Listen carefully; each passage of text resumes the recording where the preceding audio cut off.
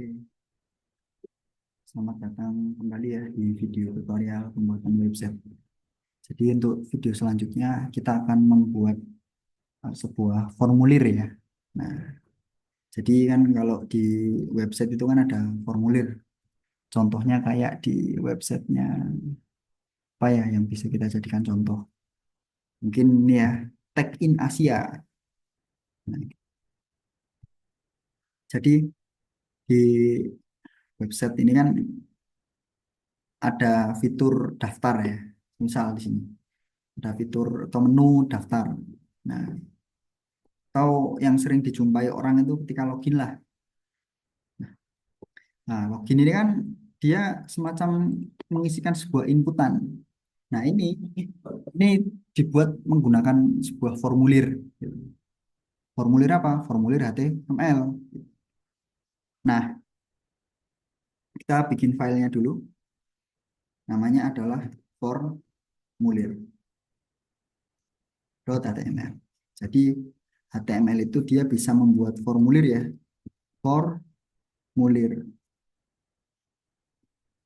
Oke, kita kasih judul formulir. Nah, save, lihat hasilnya di web browser dulu. Ini ya formulir. Oke, jadi yang pertama, jika kita ingin membuat formulir, maka di sini kita gunakan ini, gunakan form. Form itu adalah areanya si formulir. Form adalah area formulir. Nah, kita gunakan form. Nah, selanjutnya kita save dulu ya, lihat hasilnya ya. Ya, belum nongol apa-apa karena dia hanya mendeklarasikan areanya formulir. Nah, baru di formulir itu kan ada sebuah penanda ya, ada sebuah penanda gitu.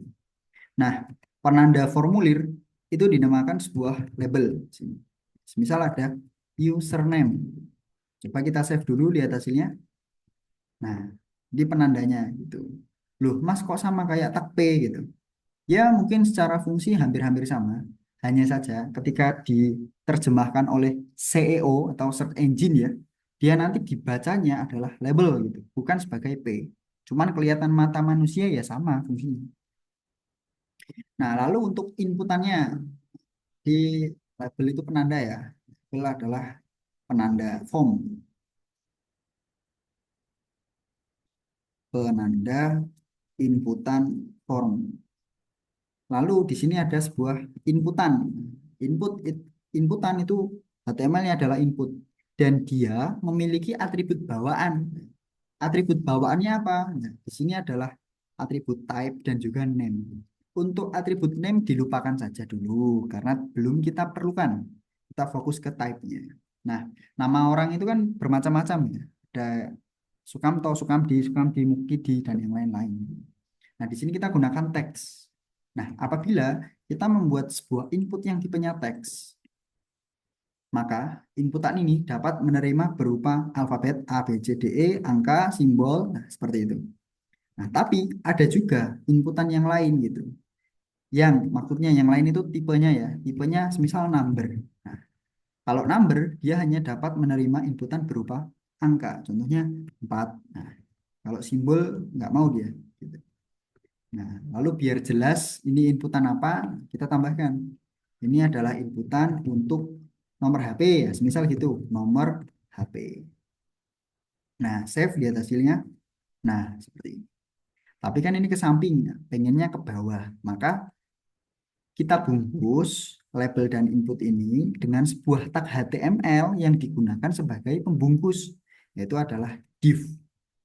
Artinya division gitu.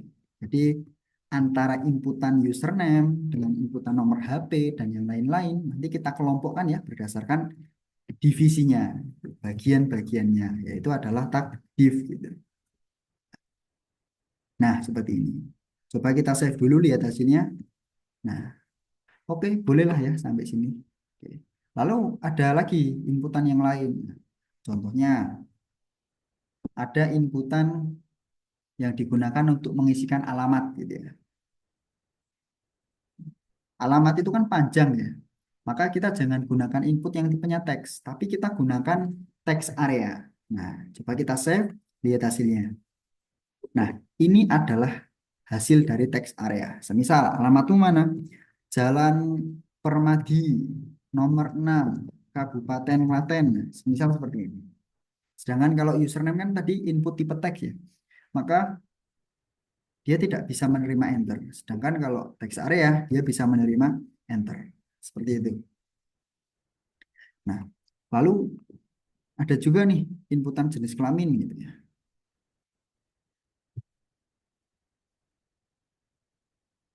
Nah, jenis kelamin kan hanya ada dua ya, hanya ada dua. Kalau jenis kelamin kita isikan input tipenya teks seperti ini, nah, nanti orang akan ngaco gitu. Kalau kita sediakannya seperti ini, nanti orang akan ngaco. Contohnya, jenis kelaminmu apa? Malah ditulis non biner. Kan kacau seperti ini. Kita diciptakan Tuhan itu hanya dua biner, laki-laki atau perempuan. Maka di situ akan ada sebuah pilihan. Nah, untuk membuat pilihannya, kita menggunakan select. Select ya. Nah, di sini baru pilihannya. Belum untuk opsinya. Gitu. Laki-laki atau perempuan. Nah, di dalamnya select ketambahan sebuah tag yang namanya adalah option di sini. Misal di sini pilih apanya laki, strip laki atau perempuan gitu. Nah, kita save lihat hasilnya.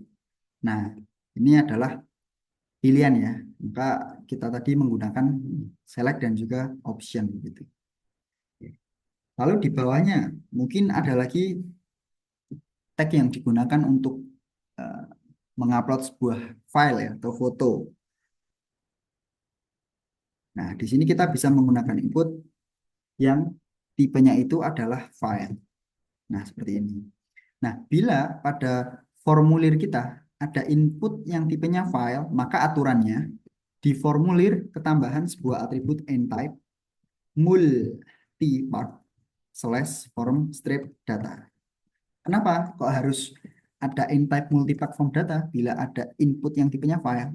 Karena nanti bila sudah masuk ke ranah programming, file yang diupload itu bisa ditangkap oleh script gitu, menggunakan ini. Coba kita save dulu, lihat hasilnya di web browser. Nah, seperti ini. Choose file, klik. Nah, maka dia bisa milih filenya. Gitu ya. Nah, tapi kalau filenya ini dibatasi gitu ya, filenya itu dibatasi hanya yang ekstensinya PNG saja. Nah, itu ada caranya. Tambahan atribut ya. Oke, coba kita googling.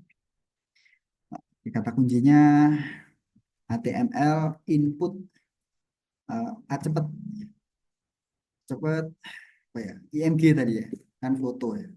Nah,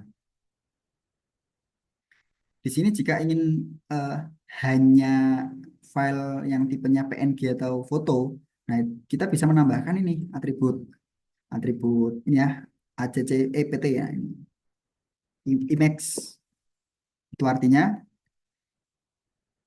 inputan kita itu nanti hanya diizinkan mengupload file yang PNG gitu, yang ekstensinya foto seperti itu. Nah, lalu yang terakhir ada tombol ya, ada tombol. Tombol itu adalah button maksudnya, simpan. Gitu. Nah, seperti ini. Nah, tapi kalau semisal semua inputan wajib diisi, nah di sini kita bisa menambahkan sebuah atribut namanya adalah require. Nah, ini. Nah, itu artinya ketika tak klik simpan, kita wajib mengisi inputan username dulu. Nah, seperti itu. Itu adalah fungsi dari atribut require. Nah, lalu ada lagi, kalau semisal di tag in Asia itu kan ada tulisan ini ya, email address, password. Nah, itu dia nongkrong di dalam inputannya ini sebagai petunjuk. Nah, di sini kita bisa menggunakan atribut placeholder. Gitu. Nah, misal masukkan nama Anda, masukkan nama Anda. Coba kita save lihat hasilnya. Nah, muncul ya di sini. Gitu. Lalu ada lagi kalau semisal ingin mematikan apa ya, mematikan ejaan gitu ya. Kan biasanya ada tuh yang semacam memasukkan ejaan gitu kan. Misal Ariel, klik simpan. Nah, ketika tak tuliskan A, nanti ada pilihan ke bawah Ariel gitu ya. Nah, itu kita bisa menggunakan auto apa ya, auto complete ya atau auto fokus. Nah, nilainya adalah false. Sehingga nanti kalau kita nuliskan data ya nanti Ariel gini. Nah, nanti selanjutnya itu nggak ada pilihan lagi gitu. Nah, tapi ini sih kurang lebih yang digunakan untuk membuat formulir itu paling sederhana seperti ini. Mungkin ada tak-tak lain yang lebih ribet, tapi di sini saya kasih yang paling sederhana dan minimal dan bisa digunakan gitu ya. Nah, ini untuk pembuatan formulir. Terima kasih, selamat menonton di video selanjutnya.